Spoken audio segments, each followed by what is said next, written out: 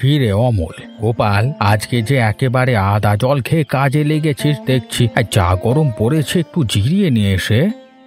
হারান কাকা কিন্তু ঠিকই বলেছে অমলদা, চলো আমরা একটু বসে জিরিয়ে নিই।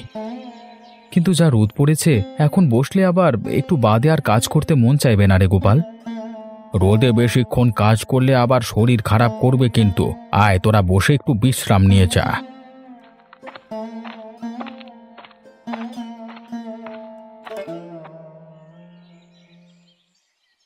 আমরা এখনো জোয়ান মানুষ, আরে আমাদের শরীর খারাপ করবার আগে তোমার শরীর খারাপ করবে হারান কাকা। সে তুই ঠিকই বলেছিস অমল, কিন্তু এখন মাঠে কাজ না করলে যে জমির ফসলগুলো নষ্ট হয়ে যাবে। আরে সেই জন্যই তো শীত বর্ষা গরম সবকিছু কি উপেক্ষা করে আমাদের চাষাদের মাঠে কাজ করতে হয়। কিন্তু এবারের গরমটা একটু বেশি পড়েছে মনে হচ্ছে। এভাবে গরম পড়তে থাকলে তো মানুষ সব অসুস্থ হয়ে পড়বে। মানুষের কথা বাদ দে, আমরা কিভাবে মাঠে কাজ করব সেটা ভেবেছিস একেবারও? আমাদের আর কি, আমরা চাষিরা যত কষ্টই হোক না কেন মাঠের কাজ চালিয়ে যেতে হবে। আজকে তো কেউ এখনো সকালের খাবার নিয়ে এলো না রে আমাদের। আরে অন্য দিন তো এমন দেরি করে না। আমিও তো সেটাই ভাবছি, ননি আর অপু তো সকাল সকাল আমাদের ভাত নিয়ে আসে। এই সকালবেলায় যে গরম পড়া শুরু হয়েছে, বিকেল অবধি কাজ করব কিভাবে সেটাই ভাবছি। ওসব ভেবে আর কাজ নেই, চল আমরা আবার কাজ শুরু করে দিই। ছেলেমেয়েরা ভাত নিয়ে এলে আবার কিছুক্ষণ বসে খেয়ে নেবক্ষণ। হ্যাঁ হ্যাঁ, তাই চলো সবাই আবার কাজে লেগে পড়ি। দিদা, ও দিদা, কোথায় গেলে তুমি? আমি বাড়িতেই আছি রে ননি। তোদের আজকে আসতে এত দেরি হলো কেন রে? আর বলো না সে কথা দিদা, সকালে ঘুম থেকে উঠি আমি আর ননি দিদি ঘোষেদের আমবাগানে গেছিলাম। সে কি, ঘোষদের আমবাগানে গিয়েছিস? তোদের সাহস তো মন্দ নয়। ঘোষগিন্নির যা মুখ, দেখতে পেলে গুষ্টি শুদ্ধ উদ্ধার করে ফেলবে একদম। ঘোষগিন্নি টের পেলে তবে না বকা দেবে আমাদের। আমরা তো ওদের সবার ঘুম ভাঙার আগে গিয়ে আবার চলে এসেছি। তা ঘোষদের আমবাগানে কি করতে গিয়েছিলি শুনি? কি করতে আবার, ঘোষেদের বাগানের আমগুলো ভালো বড় হয়েছে, আম ভর্তা করে খেতে খুব মজা লাগে, তাই ওই বাগান থেকে কটা আম কুড়িয়ে এনেছিলাম। এই গরমে আম ডাল খেতে খুব ভালো লাগে। আমাকে দুটো দিয়ে যা সেবার আনলে। ঠিক আছে দিদা, সে দিয়ে যাবক্ষণ। এখন তাড়াতাড়ি দাদুর ভাত দাও তো, আজকে এমনিতেই দেরি হয়ে গেছে। দেরি তো করেছিস তোরা, আর এখন এসে আমাকেই তাড়া দিচ্ছিস। যা রোদ পড়েছে, আজকে না জানি বাবারা মাঠে কাজ করছে কিভাবে, তার উপর আজকে ভাত নিয়ে যেতেও দেরি হয়ে গেল। এখন গেলে বকা না দিলেই হয়, কিন্তু এই রোদে মাঠে কাজ করবে কি করে গো? আমাদের চাষা বাড়ির পুরুষদের যে রোদ বৃষ্টি কিছুই নেই রে। আবহাওয়া যেমনই হোক না কেন, তাদের তো মাঠে যেতেই হবে। সে তুমি একদম ঠিক কথা বলেছো দিদা, বাবাকে কখনো একদিনের জন্য কাজ বন্ধ করতে দেখিনি এখনো। তোরা একটু দাঁড়া, আমি এখনই তোদের দাদুর খাবারটা এনে দিচ্ছি।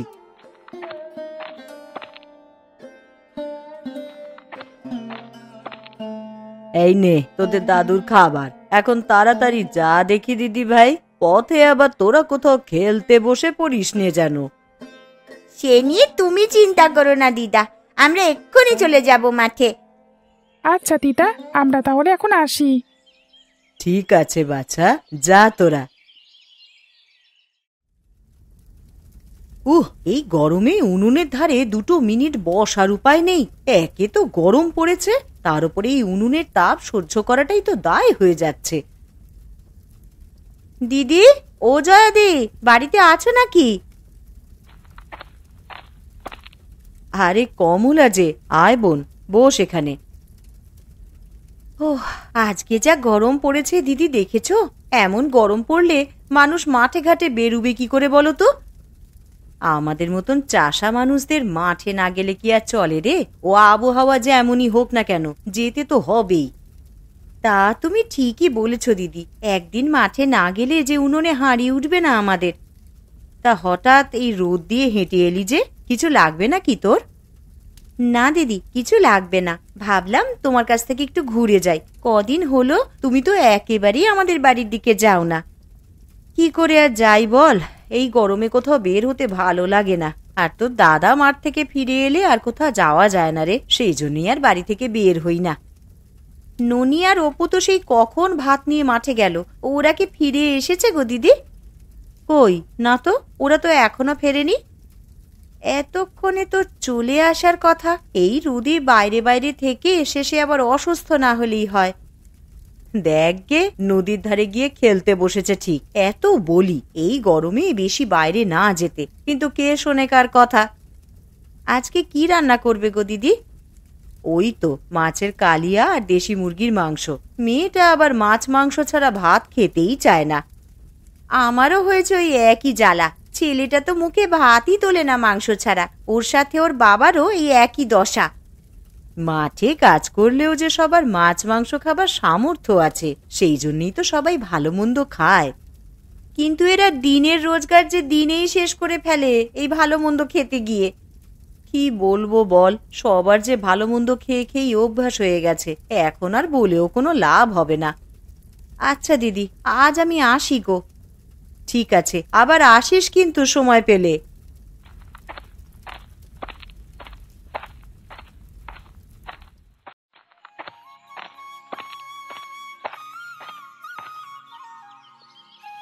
কি রে, তোদের আসতে এত দেরি হলো কেন? আমি সেই কখন থেকে তোদের পথ চেয়ে বসে আছি। আর বলো না দিদা, আমরা ভাত দিয়ে ফেরার পথে নদীর পাড়ে খেলতে বসেছিলাম। এই রোদে তোরা নদীর পাড়ে গিয়েছিস খেলা করতে? তোদের মা জানতে পারলে আজ আর তোদেরকে আস্ত রাখবে না।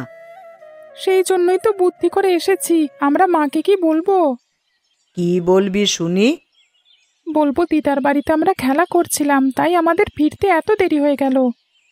বাবা গো বাবা, এইটুকুন বয়সে তোরা কি মিথ্যে বলা শিখেছিস রে? মিথ্যে বলা কিন্তু একদম ভালো নয়। সব সময় সত্য কথা বলবি তোরা। ঠিক আছে দিদা, আমরা বাড়িতে গিয়ে সত্যি কথাই বলবো।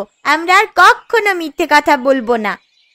সে না হয় বললি, কিন্তু তোদের হাতেই কি এনেছিস রে? আমি আর ননি দিদি খেলবার সময় নদীর পাড়ে অনেকগুলো কাঁকড়া পেয়েছি দিদা, তাই সেগুলো তোমার জন্য নিয়ে এলাম। বাহ, খুব ভালো করেছিস তোরা। আমি জানি তো, দাদু কাঁকড়ার তরকারি খেতে খুব ভালোবাসে, তাই তো তোমার জন্য কাঁকড়া ধরে নিয়ে এলাম গো দিদা। তা বেশ ভালোই করেছিস। তাহলে এখানেই বরং স্নান সেরে থেকে যা।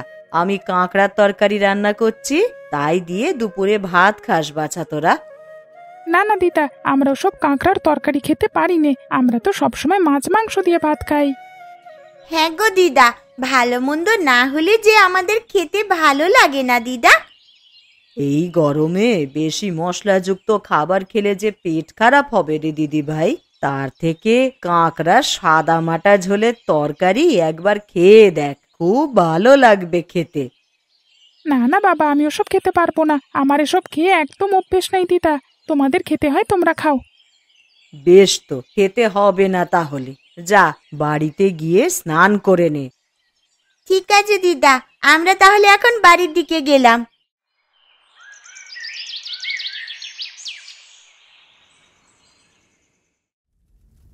অপু, ও অপু, একবার রান্নাঘরে আয় তো বাবা। কি হয়েছে মা, ডাকছো কেন আমাকে? তোর বাবা কি ফিরেছে এখনো বাড়িতে? সন্ধে পেরিয়ে তো রাত হয়ে গেল রে। না মা, বাবা তো এখনো বাড়ি এলো না। এই গরমে সারা দিন মাঠে কাজ করে আবার বিকেলে হাটে যাওয়ার কি দরকার? আমার কথা যদি একটাও শুনতো। সারাদিন তো মাঠে কাজ করেই বাবার দিন শেষ হয়ে যায়। সেই জন্যই তো কানু কাকার দোকানে রোজ সন্ধেবেলায় সবাই আড্ডা দিতে যায়। ওই ছাতার দোকানে কি যে আছে বুঝি না। সারা দিন রোদে পুড়ে কাজ করে কার মন চায় ক্লান্ত শরীরে আবার আড্ডা দিতে যেতে? ও তুমি বুঝবে না মা, পুরুষ মানুষ একটু চায়ের দোকানে আড্ডা না দিলে চলে নাকি? বড্ড বুঝে গেছিস দেখছি। পুরুষ মানুষ আড্ডা না দিলে ভালো লাগে না। পড়ার বেলায় এই বুঝ তো হাজার বুঝিয়েও আনা যায় না। আমি বিকেলেই সব পড়া করে রেখেছি মা।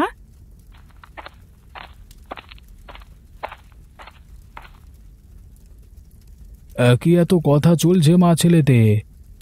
কি আবার হবে, মা চটে আছে। তুমি সারাদিন কাজ করে কেন কানু কাকার দোকানে গিয়ে বসে থাকো? ও তুই বুঝবি না খোকা, আমাদের মতো বয়স হোক তখন বুঝবি।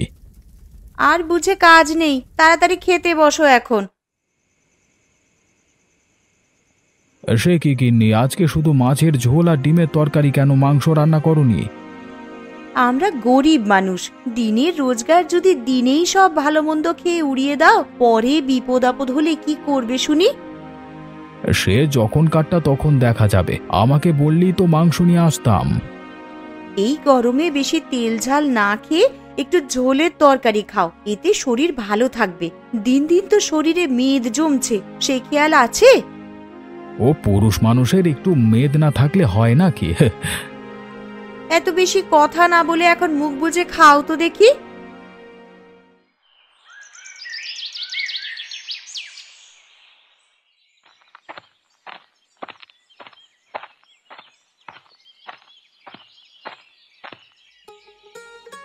কি ব্যাপার অমল বাবু, আপনারা এত দেরি করে মাঠে যাচ্ছেন যে? দেরি করলাম কোথায়, আজকে তো এক প্রকার সকাল করেই বেরিয়ে গেছিলাম মনে হচ্ছে। কেন অন্যদিন বুঝি আরো দেরিতে মাঠে যান আপনারা? হ্যাঁ গো ডাক্তারবাবু, এত সকাল সকাল ঘুম থেকে উঠবার অভ্যেস আমাদের নেই। হারান কাকাই একমাত্র সকাল সকাল মাঠে যায়। সেই জন্যই তো হারান কাকার শরীর সবসময় সুস্থ থাকে, আর আপনারা দেরি করে ঘুম থেকে ওঠেন বলেই আপনাদের শরীর দিন দিন অবনতি হয়। আমাদের স্বাস্থ্য দেখেছো ডাক্তারবাবু তুমি? দিন দিন আমরা কেমন স্বাস্থ্যবান হচ্ছি সেটা খেয়াল করেছো? সেটা দেখেই তো আপনাদের বলছি, সকাল সকাল ঘুম থেকে উঠবার অভ্যেস করুন, আর সকল চর্বি তেল জাতীয় খাবার বাদ দিয়ে দিন খাওয়া। আমরা ভালো মন্দ ছাড়া খেতে পারি না, বেশি বেশি মাংস খেলেই তো শরীরের জন্য ভালো। মাংস খাওয়া শরীরের জন্য ভালো, কিন্তু বেশি খাওয়া কিন্তু ভালো নয়। আপনাদের মেদ যেভাবে বাড়ছে তাতে করে আপনাদের রোগের ঝুঁকি বাড়ছে। তাহলে মাছ মাংস ছেড়ে আমাদের এখন শাক পাতা খেতে বলছো নাকি তুমি ডাক্তার? না না, শাক পাতা কেন খেতে বলবো, যেটা যতটুকু দরকার সেটা ততটুকুই খাবেন। তবে মাছ মাংসের পরিপূরক হিসেবে যেসব খাবার আছে সেগুলো খেতে পারেন, এতে খরচও কমবে, পুষ্টিও বজায় থাকবে। কি খাবার খেতে পারি আমরা মাংসের পরিবর্তে? এই যেমন ধরুন কাঁকড়ার তরকারি, কাঁকড়াতে আছে মাছ মাংসের সমান পুষ্টিগুণ, যা খেলে আপনাদের শরীরে মাংসের সমান পুষ্টি পাবেন। আর তাছাড়াও কাঁকড়াতে আছে অনেক পুষ্টি। হয়েছে, আর বলতে হবে না, ওসব ছাইপাশ খাবার আমরা খাই না। এগোপাল চল তো, বেশি কথা শোনবার সময় নেই আমাদের এখন। হ্যাঁ চলো চলো দাদা চলো।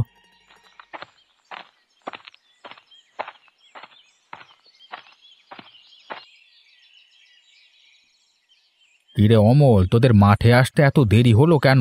জারদ পড়েছে, এই গরমে কাজ করবি কি করে?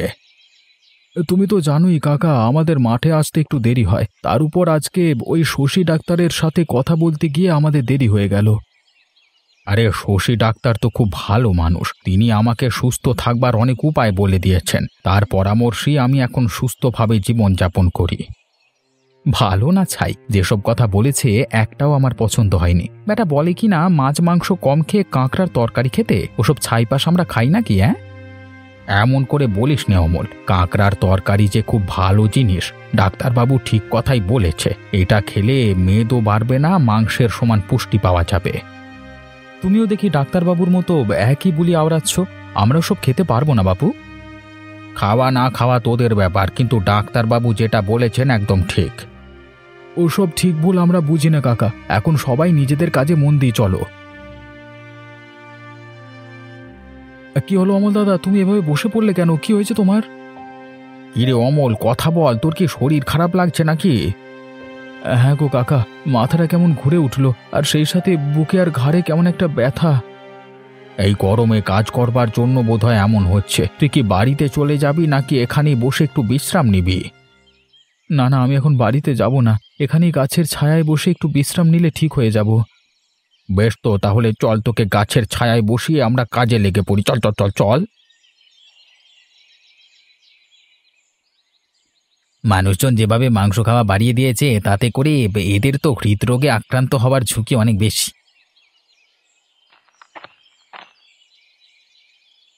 ডাক্তারবাবু, ডাক্তারবাবু, আমার ছেলেকে বাঁচান। আপনি চিন্তিত হবেন না, কি হয়েছে খুলে বলুন আমাকে। আমার ছেলেটা সকাল থেকে পেটের ব্যথায় উঠতে পারছে না, আর অনবরত বমি করছে। আগে ওকে এই বেডে শুইয়ে দিন, তারপরে আমি চিকিৎসা শুরু করছি।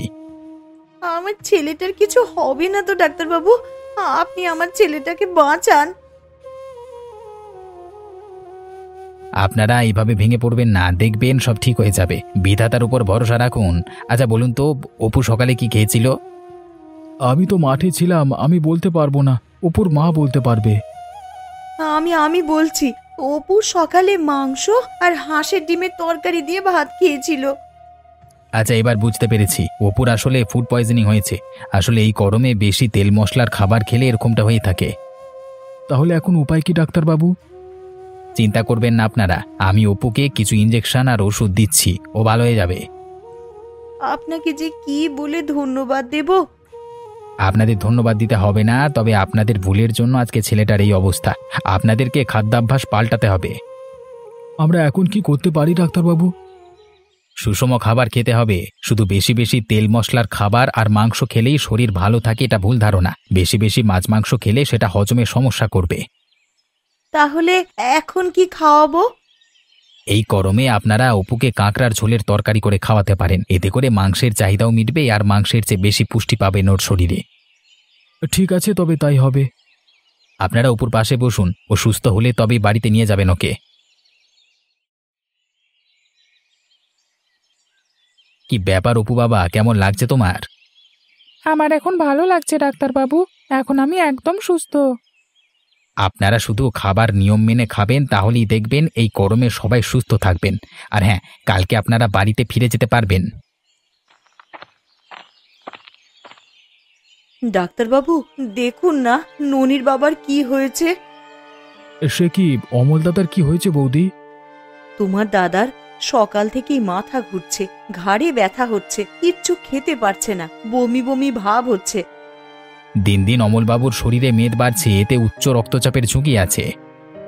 আমার খুব বমি পাচ্ছে আর মাথা ঘাড় ব্যথা করছে ডাক্তারবাবু। ওনাকে বেডে শুয়ে দিন, আমি এক্ষুনি ইঞ্জেকশন দিয়ে দিচ্ছি। অতিরিক্ত মেদ ভুঁড়ি বাড়বার ফলে এমনটা হয়েছে। এর পরেও যদি খাদ্যাভ্যাসে পরিবর্তন না আনেন তবে পরে বড় কোনো ক্ষতি হয়ে যাবে। ডাক্তারবাবু, আমি কি এখন বাড়ি যেতে পারবো? না না, আপনি সুস্থ না হওয়া অবধি কোথাও যেতে পারবেন না। কত করে বলেছি মাছ মাংস খাওয়াটা এবার একটু কমাও, কিন্তু কে শোনে কার কথা। এখন ঠেলা সামলাও। এখন থেকে হালকা জিনিস খেতে হবে, তেল ঝাল কম দিয়ে ঝোলের তরকারি খেতে হবে। ডাক্তারবাবু ঠিক কথাই বলেছে রমলদা, আমরাও এখন থেকে সবকিছু মেনে চলবো, তুমি চিন্তা করো না, আমরা আছি এখানে। বেশ, আপনারা সবাই বিশ্রাম নিন, আর রোগীর এখন কি লাগে আমাকে জানাবেন। আমি এখন গেলাম, কেমন?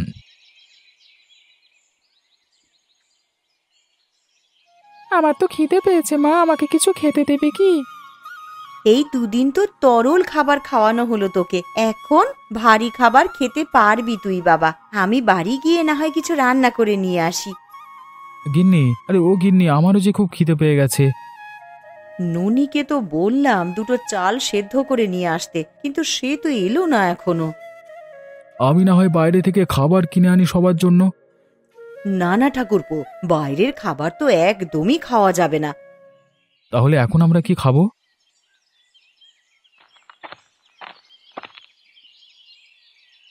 আমরা থাকতে তোরা না খেয়ে থাকবি, তা কি করে হয় বলতো? কাকা, তুমি এসেছো, দেখো না আমি কেমন অসুস্থ হয়ে গেলাম। সে তো হবি, তোদের কাকা এই বয়সেও সুস্থ। সে রোজ সকালে উঠেই কাজে যায়, আবার খাবারও নিয়ম মেনেই খায়।